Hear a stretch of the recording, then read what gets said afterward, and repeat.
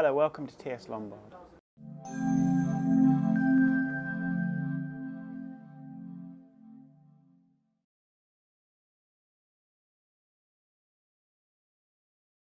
Well, I think clients are less pessimistic than they were 12 months ago. Back then, everyone believed that the world was stuck in this kind of low growth, low inflation, low interest rate environment. And since then, we've seen the tone completely shift with reflation taking over. I think there are lots of reasons for that. The obvious one is that clients were simply too pessimistic, and now they have a more realistic view. But also we've seen more stimulus coming from policy, not just on the monetary side, which had been true for a few years, but more importantly, we've also seen fiscal stimulus in lots of the major economies.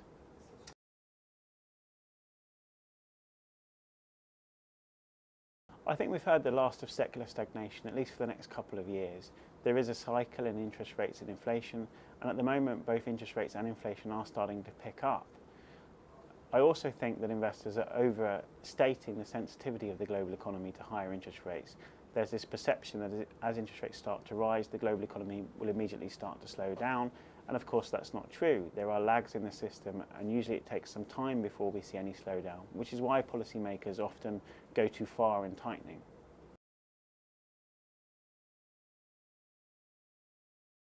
In the longer term, I think there are still structural deflationary risks in the global economy. The obvious one is China.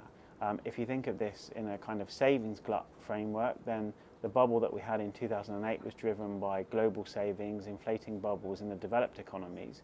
And since then, those bubbles have re-emerged in other parts of the world, particularly China. So we've seen this big explosion in credit in China.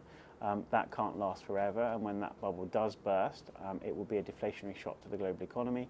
And then I think we'll be back to worrying about secular stagnation, about central bank ammo, and all of the things that investors were talking about this time last year.